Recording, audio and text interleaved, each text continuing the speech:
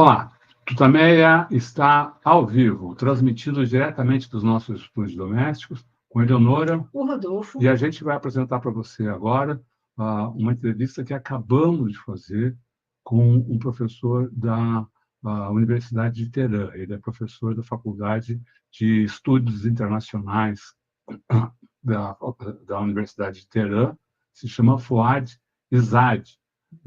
E a gente essa é a segunda vez que a gente conversa com ele. A primeira vez foi logo também num momento de ataque de Israel ao Irã, não é, Leila? Isso. O que a gente pode contar um pouquinho mais sobre o professor Foad?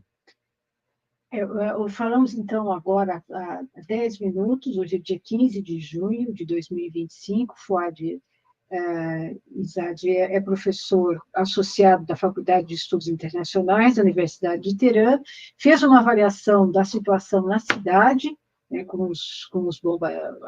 atingida pelos bombardeios de Israel, desde a madrugada de sexta-feira, e fez uma avaliação política da situação do bombardeio, lembrando que essa foi uma guerra, está sendo uma guerra iniciada por Israel, uma guerra contra, digamos, a lei internacional.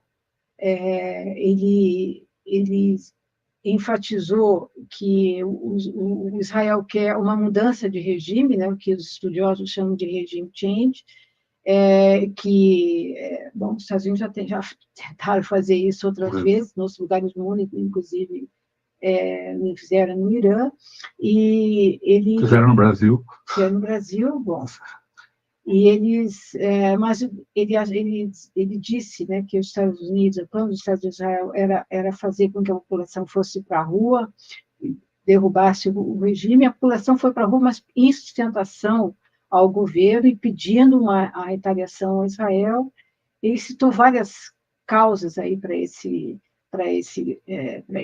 avanço de Israel, também entre elas a causa palestina, que tem sido apoiada enfaticamente, materialmente, pelo Irã. Ele lembrou que hoje, né, dia 15 de junho de 2025, estava prevista uma nova rodada de negociação em relação à questão do projeto nuclear, e que isso tudo foi interrompido, né, com esse ataque, com esses ataques israelenses a partir da madrugada de sexta. Então, a gente conversou com ele, começou por volta das 11 a entrevista aqui são 11 no horário brasileiro, então lá já era depois das 5h30, e também pedimos a ele que falasse um pouco da situação da vida, né, do cotidiano na cidade. Ele contou que é pai de 4 filhas, e que na madrugada dos bombardeios, os bombardeios na sexta começaram às 13h30 na madrugada de sexta-feira, só a mais velha acordou, né? E sobre o dia de hoje, ele conta que hoje já houve bombardeios. Israel vem bombardeando em ondas seguidas desde sexta-feira. Hoje aconteceu o bombardeio meia hora antes dele começar a entrevista, e ele conta que pela manhã em Tehran, claro, foi levar a filha mais velha para fazer os exames de final de semestre. Está terminando o semestre escolar lá nesse momento, então eles estão fazendo esse período de exames. Levou, esperou, voltou para casa, viu aviões israelenses chegando, viu baterias antiaéreas contra-atacando, e segue a vida. Então... sobre os aviões, eu acho que um ponto interessante da entrevista é que ele enfatiza que esse bombardeio está acontecendo com o apoio fundamental dos Estados Unidos. Ele lembra que os aviões israelenses, por conta da distância, né, entre Israel e Irã, mais de 1.000 quilômetros, não conseguiriam ir e voltar, então tem que ser reabastecidos no ar, e isso é feito com a ajuda norte-americana, e, enfim, que é fundamental aí que está muito clara e explícita né, desde o início desse bombardeio. Citou até o entusiasmo de Trump frente aos suposto sucesso, ou sucesso inicial dos ataques de Israel contra o Irã. Mas acho que vamos lá. A entrevista foi conduzida, foi realizada em inglês, gravada aí por questões técnicas, e a gente passa a entrevista agora na íntegra, neste momento.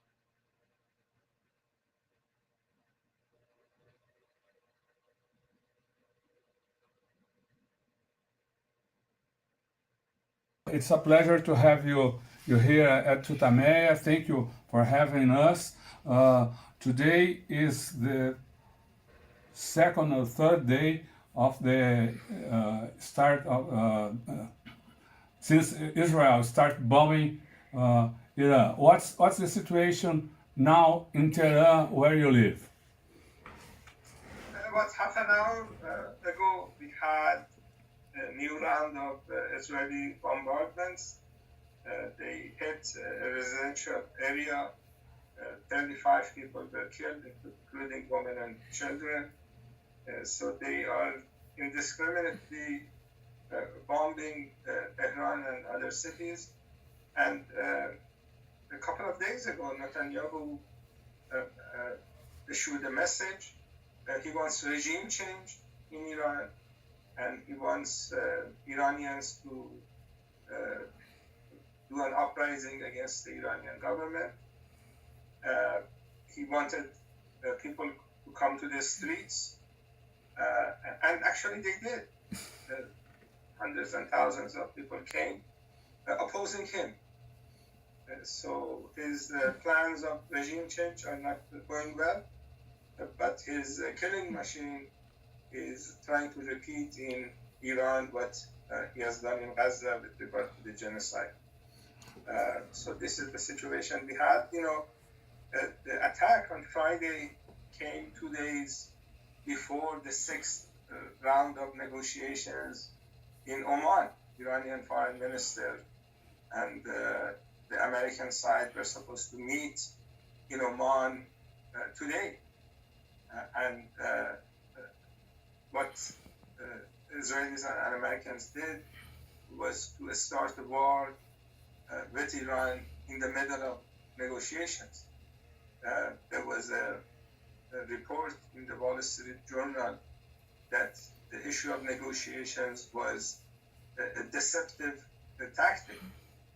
They planned negotiations not to actually reach an agreement. They planned negotiations so they can have an element of surprise, thinking that Iranians wouldn't think that Israelis would attack in the middle of negotiations.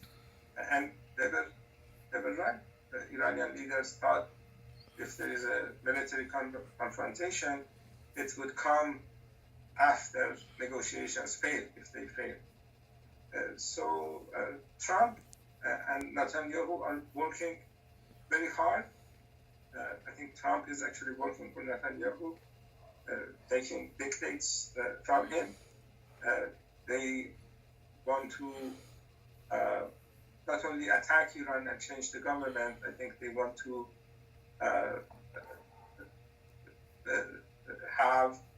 make different states out of Iran, and sort of fight with the territorial integrity with Iran. The belief they have is that if they separate the oil-rich parts of Iran, then the other parts would not be able to do much. And this is the ultimate plan. I think they failed. They will fail because we have this culture of resistance here, especially when there is this type of unprovoked attack. Even people who had issues with the government still like their country, so they don't want their country to be attacked or to be destroyed. They are not only killing civilians, they are bombing infrastructure,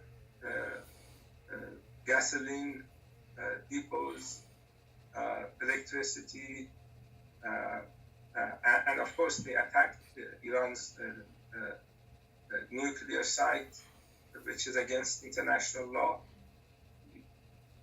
Nuclear sites are supposed to be immune from attacks because of the danger that it would create for the whole region. But of course, they have no respect for international law. Otherwise, they would not have attacked Iran.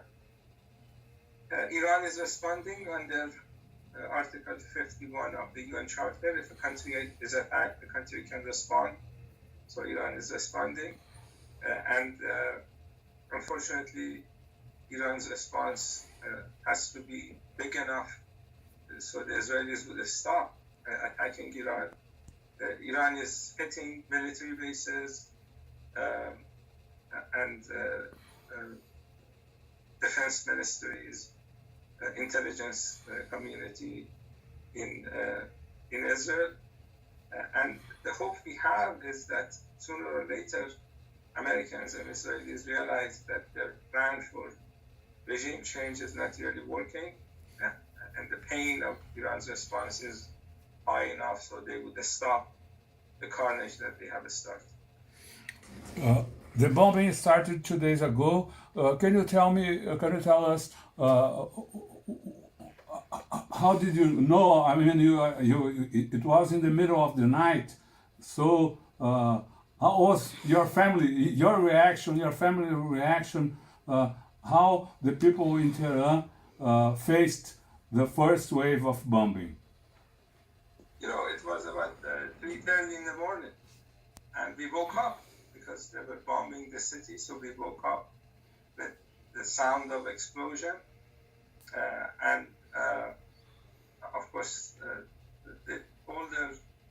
I have 4 daughters, so the older children also wake up. The little ones didn't hear, they didn't wake up, but the older ones woke up, and we realized that the Israelis we didn't know if they're Americans or Israelis, but we realized that the city was under bombardment, and of course, this was very sad because we knew this is going to be the start of a war that did not need to start if they were patient enough with the negotiations. We could have some sort of an agreement with the other side, but I think from the very beginning, they were not interested in an agreement. They were interested in attacking, and they used this deceptive tactic of negotiations to actually create an element of surprise. Professor, what can you tell us about the international repercussion about these bombings? I would like to comment. Iran is a part of the BRICS, along with Brazil, China, and Russia. What do you expect? Do you expect that the BRICS react to this bombing and the international repercussion of this situation so far? They already have. So we have had strong statements from BRICS countries. There was a UN Security Council meeting yesterday, and Russia, China, other members of the Security Council, except the Western countries, criticized this attack. It was unprovoked. There was no reason for Israelis to start a war with Iran. So the condemnation was quite strong. The Western countries like UK and France didn't condemn. There is this cliche, have restraint or statements like that. And the United States supported Israel. And the way the UN Security Council works is that the US has the veto power. So Israel can get away with genocide. They have done that for the last 20 months in Palestine. And they can get away with attacking Iran. Unfortunately, these organizations are not effective when it comes to issues that is of interest to the United States. So what you are saying is that this is attack from Israel has the support and endorsement of the USA government, despite they have been saying that they had nothing to do with that. You know, after the attacks, Trump spoke to the reporters and said that the attacks were excellent. He said that he knew about the attacks. We had a Fox News reporting that Trump also notified some of the regional countries that Israel is going to attack. So I think not only the U.S. is not objecting, this is a joint venture because you know, Israeli jets can reach Iranian border. It's about 1,000 kilometers. They can reach Iranian border, but they cannot go back because they run out of fuel, and they need refueling capacity, and it's the U.S. that has refueling capacity. So they use American planes for refueling. They have American weapons, American fighter jets, American money, American political support, American propaganda support. So the Israelis wouldn't be able to attack Iran without the United States. That's why it's a joint venture, and that's why Trump was very happy about it.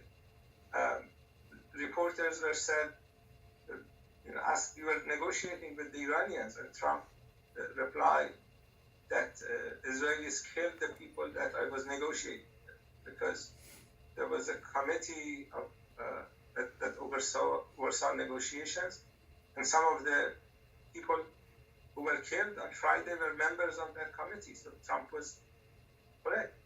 Israelis killed the people who were negotiating with the United States on the other side. So this is what the U.S. is all about: deception.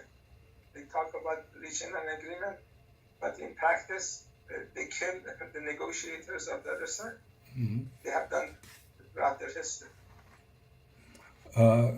Israel said that this was a preemptive attack, so that they would prevent from Iran attack Israel. Is there any basis to this saying? There is no justification under international law. If you want to attack a country, you need to go to UN Security Council. You need to show evidence that your country is in danger. And if you get a resolution out of UN Security Council, then you can attack under international law. And you know, there are 3 Western countries on the permanent members of the Security Council. There are some other countries that vote with Western countries. So if Israel is really worried about Iran, they could go through the proper channel under international law. They didn't do that. They just attacked, and this is against international law because there is no Security Council mandate to attack Iran.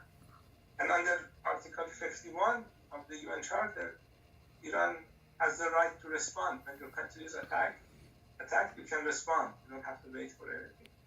And this is what Iran is doing.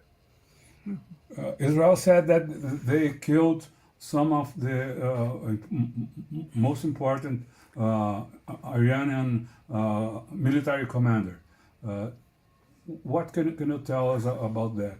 About the commanding of the Iranian forces? It is true. They killed high-ranking Iranian commanders. We had reports that they were planning to do this for a number of years. So it took them a while to develop that capacity. They killed a number of university professors. And then they killed their family and the neighbors. So the carnage was quite extensive. Professor, looking at history, Iranian Revolution just complete 46 years. How can you tell us about this moment? Some say that it's the worst moment for Iranians since the revolution. what can you tell us about the fragilities of Iranians and at the point of view of history, the history of the Iranian Revolution?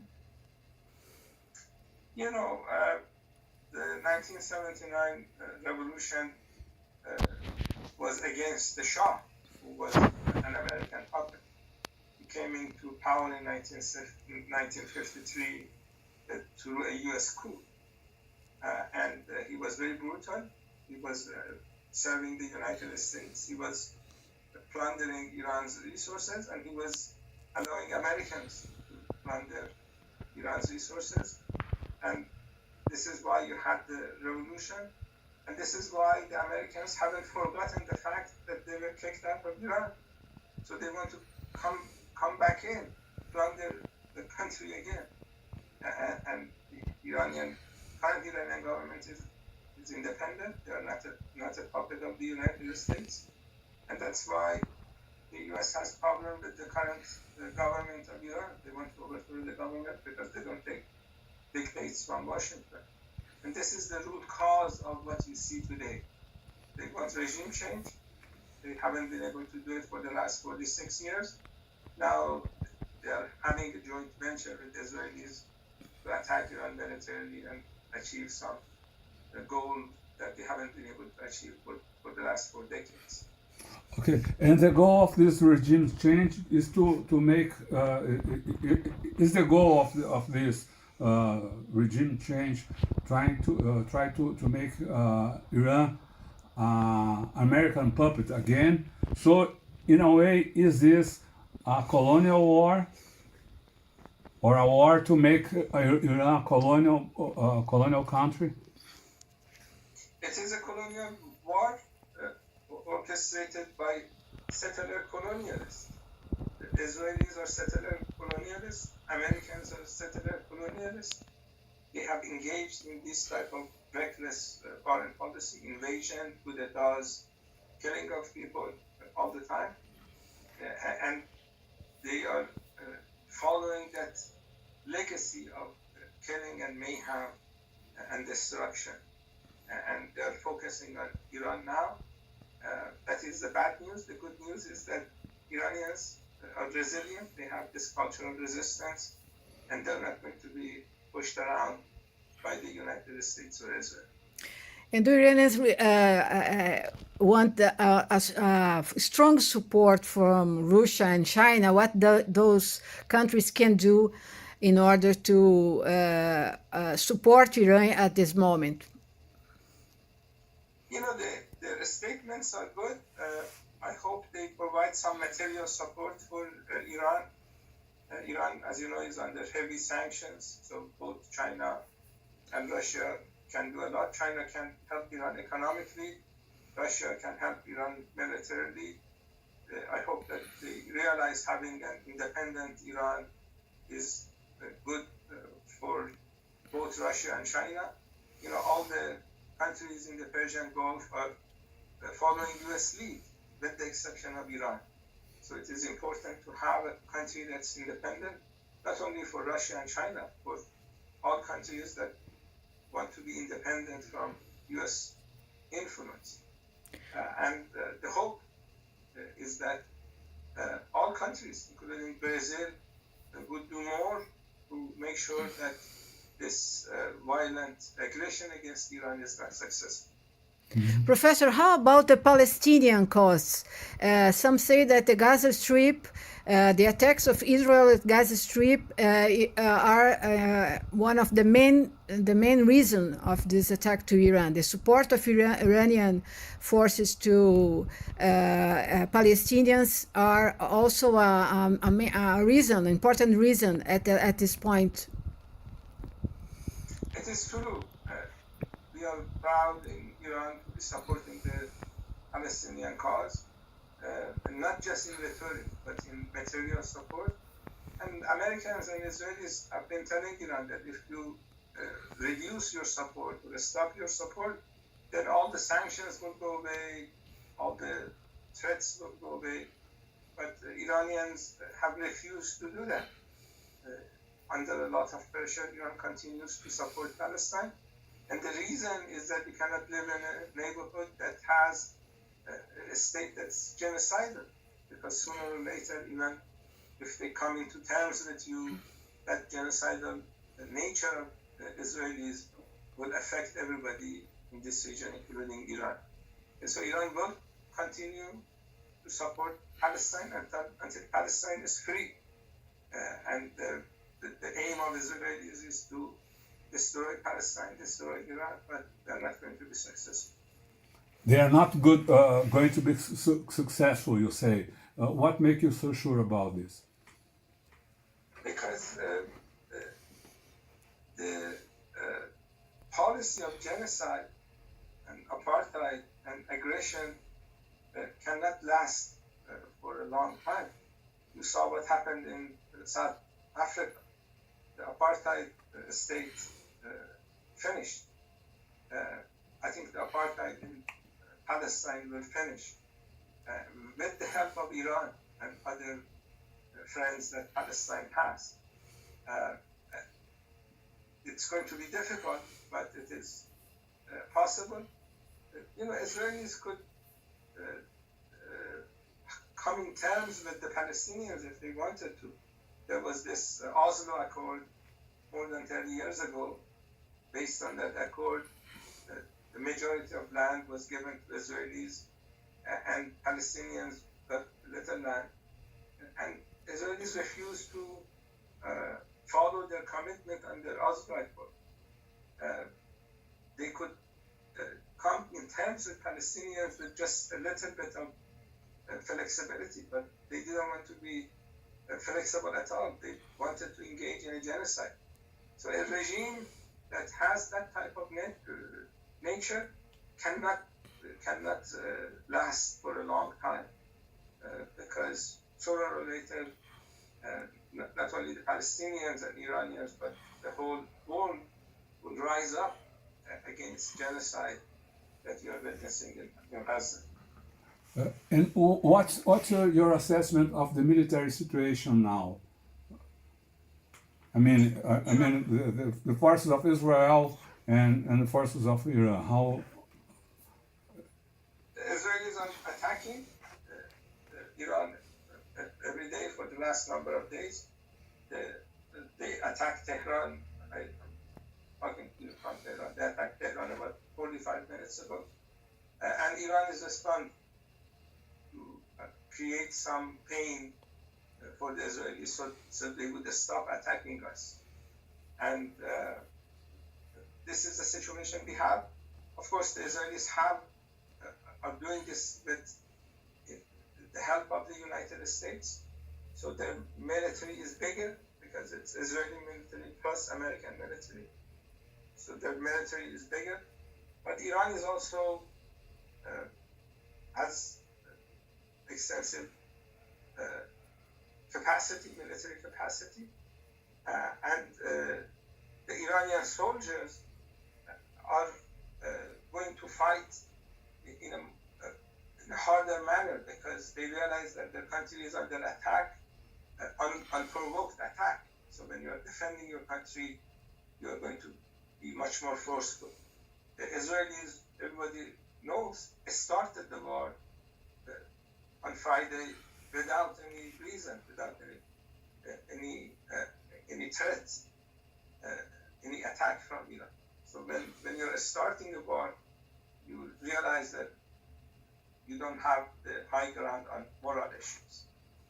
Mm-hmm. What can you tell us about the life now in Tehran under bombing? It's generally going well. My daughter, second daughter, is finishing high school. So I took her to take an exam this morning. So you're getting close to summer, so the schools are closing. This is the exam week. Life is more or less going on okay. You go out, you see anti-aircraft missiles trying to hit Israeli jets. And people, since they know that it was the Israelis that started the war.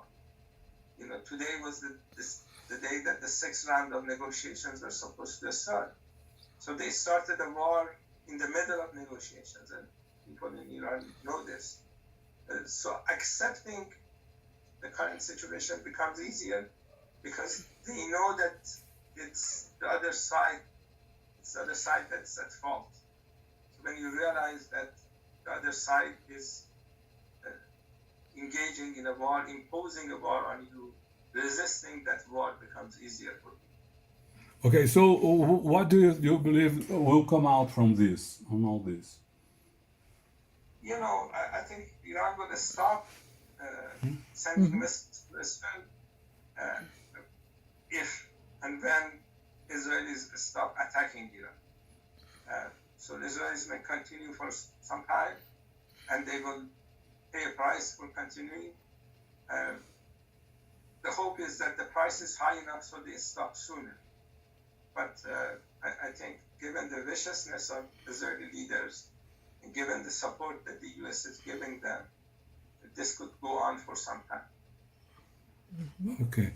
Professor, I would like to thank you very, very much for your time to give us all this information and opinions. And before we say goodbye, we'd like to hear your message to the Brazilian people, to the people that are with us now in TUTAMÉIA and who come to see this interview at any time in the internet.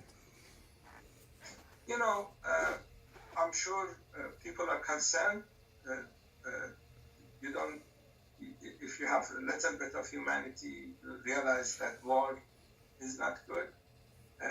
So the hope that I have is that they pay attention to news to find out what's going on, and also resist this type of warmongering, because if a genocidal state is able to do what they did in Gaza and then they're attacking Iran, they attacked Lebanon before, if they can go on rampage in this manner, that means that there is no international law. The countries can just engage in killing others. And this is not the world that we want to live in. So Brazil is far away from this part of the world, but I hope people show solidarity with the people of Iran through different means that they have and oppose Israel. Israel has embassies in many Latin American countries. So demonstrating against war with Iran outside these embassies could be something that could be organized. Thank you very much. Bye. Okay. Bye-bye. Bye-bye. Thank you. Hope you'll see. Okay.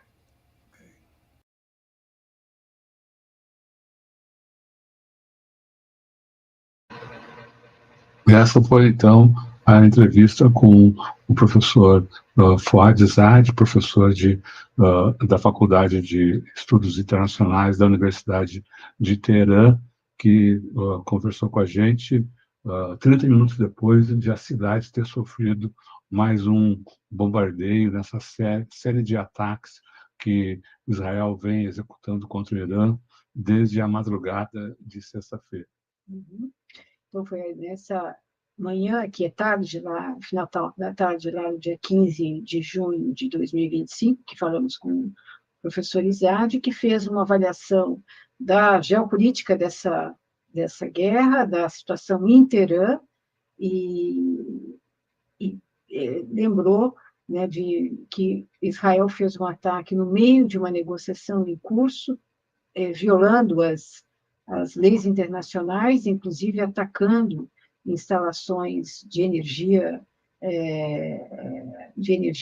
nuclear, que é contra as regras internacionais, com apoio, né, claro, dos Estados Unidos, e tenha toda uma avaliação sobre o que a guerra, dos próximos passos desse conflito. Ele falou que, então, que Israel, que o Irã está respondendo a esse ataque que não foi provocado, apesar de tudo, que é um ataque não provocado, completamente ilegal, ressaltou várias vezes, mas que o Irã está respondendo e vai precisar responder, na avaliação, responder com uma intensidade que tenha uma força dissuasória, né, para que esse conflito termine o quanto antes.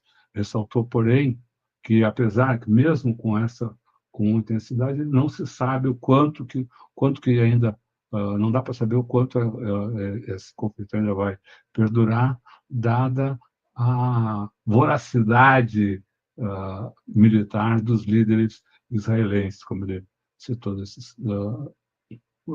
disse ele. Não, e que o objetivo principal, né, desse bombardeio, o início desse bombardeio, é a mudança de regime, né? Logo no início ele diz isso e afirmou durante a entrevista, é derrubar o governo, esse é o objetivo. E ele disse que isso não vai ser conseguido, que a população iraniana foi às ruas justamente pedindo que o país respondesse às agressões de Israel e, enfim, falou da história de resistência do povo iraniano em vários momentos da história. Quando o regime do Shah vigorava, ele lembrou, o Irã era apenas uma marionete dos Estados Unidos, fornecendo petróleo e outras riquezas para fora. Os iranianos, há 46 anos, na Revolução de 79, derrubaram o governo do Shah, e que essa dimensão, né, do povo iraniano de resistência, né, de não querer se submeter a um poder externo, continua, e que isso, na avaliação dele, vai ser fundamental nesse momento, apesar de haver divergências internas dentro do Irã. Nesse momento há uma união em torno da necessidade de resistência e de retaliação a Israel, que agrediu o Irã a partir da madrugada de sexta. Nós também comentamos com ele sobre o apoio que o Irã tem dado à luta do povo palestino. E ele afirmou que essa seria um dos ataques, uma das razões dos ataques de Israel ao Irã. Ele afirmou que, efetivamente, o Irã apoia o povo palestino e vai seguir apoiando o povo palestino. É uma luta, é uma causa humanitária, é uma luta contra um regime colonialista. E destacou, no terreno da geopolítica, o quão importante é ter na região países que não se submetem ao jugo imperialista, à vontade dos Estados Unidos, para que haja um mínimo de equilíbrio na região. Se não chega a equilíbrio, pelo menos não haver um uníssono, não é mesmo? Comentamos também, perguntamos a ele também sobre os BRICS. O Irã faz parte do grupo chamado BRICS, de países sul global, e ele afirmou que já houve manifestações aí nesses países contra os ataques de Israel. Lembrou também que as Nações Unidas também se manifestaram e que, enfim, essa guerra tem que parar, tem que parar. Nós ainda conversamos com ele sobre o dia a dia em Teherã, onde ele vive. Ele falou que o fato de que o país foi agredido e que precisa reagir dá mais força para a população seguir a sua vida. Quer dizer, então, há uma sensação de que é uma guerra, uma contra-guerra, né, um contra-ataque justo, e que, então, tem que seguir a vida apoiando o que está sendo realizado. E a vida segue mesmo. Ele diz que hoje de manhã, por exemplo, lá em Teherã, claro, ele foi levar a sua filha, que está no ginásio, no colégio, para fazer os exames de fim de semestre. Levou a menina na escola, voltou, guardou, e depois deu uma entrevista para nós, enquanto havia mais uma onda aí de bombardeio. Mas me parece que o essencial da entrevista é essa avaliação política do significado dela, essa tentativa de Israel, apoiado pelos Estados Unidos, de tentar promover essa mudança de regime, tentar fazer do Irã um país subserviente aos interesses do imperialismo, coisa que, na avaliação dele, não vai ter sucesso. Tem mais alguma questão? A gente, de certa forma, aqui, as palavras dele, elas ecoam a entrevista que fizemos